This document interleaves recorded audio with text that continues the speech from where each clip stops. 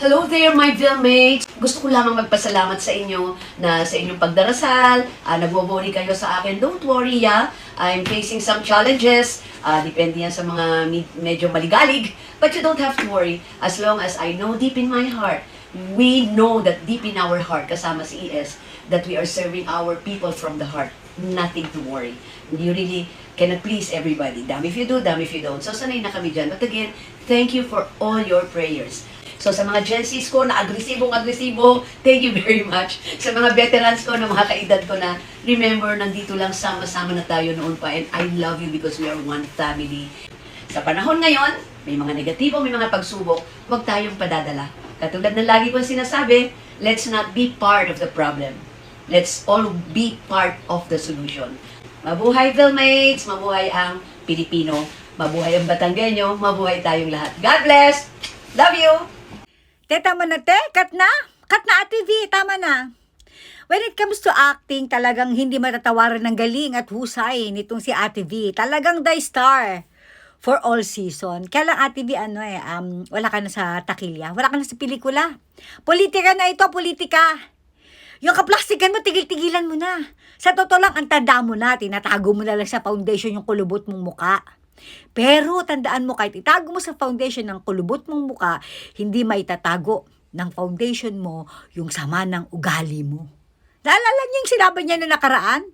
Naiinggit daw tayo sa kanila kasi sila yung nasa taas. Gusto daw natin tayo nasa itaas, pero dahil nga sila yung nasa itaas, kaya naiinggit tayo. Putang ina mo, landi mo. Ang harot mo, Ate V. Ang dami-dami mong hanash, mga Gen Z ko, ganyan.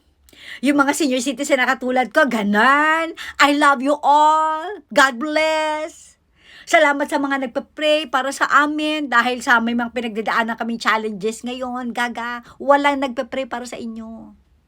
Galit ang tao sa sama ng ugali nyo, lalo na sa asawa mo, ang tako sa kwarta. Ikaw din ginagalan ng politika, Ate V. Ang takaw mo din sa kwarta. Napaka-bitter mo pa. Ang dami mong hanash. Ang issue dito, yung sinabi ni Kong Leviste, yung 84 na barangay nagsambong sa kanya. Hindi nakarating yung 200,000, okay, na bawat barangay makikinabang na proyekto ni Bangag. Kung umarte kayo, akala nyo naman pera nyo yung pinamimigay.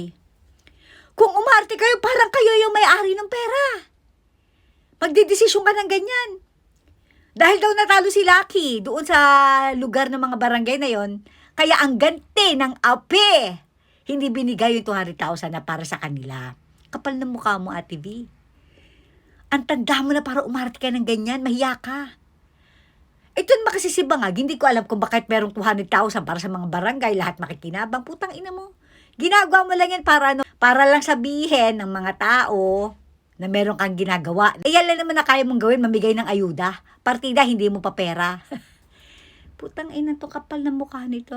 Alam mo, Ate V, yung ginawa mo niya dahil sa pagiging bitter mo. Sa palagi mo ba magugustuhan ni Lucky? Ni Luis Manzano yung ginawa mo? Pinahiya mo lang yung anak mo, Gaga. Dahil natalo si Lucky sa mga barangay na yon, hindi mo ibinigay yung pera na para sa kanila. Diba? Mas lalo mo lang pinahiya yung anak mo. Pinahiya mo yung sarili mo.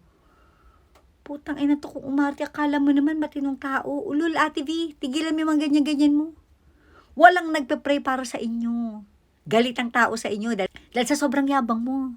Dahil nasa itaas ka, gano'n, naiingit kami sa'yo. Ulul mo. Putang na to si Ate, ang dami-dami mong hanash.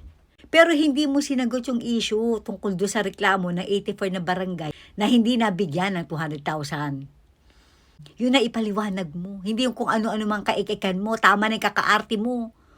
Putang ina to, bigla ko tuloy na may Sinora Honor. Yung kumari mo. Nananahimik na. Ikaw kailan kaya? Ang alam ko, hinihintay ka nila, Honor. Parang marami siyang ikukwento sa'yo. Tungkol sa kabilang buhay.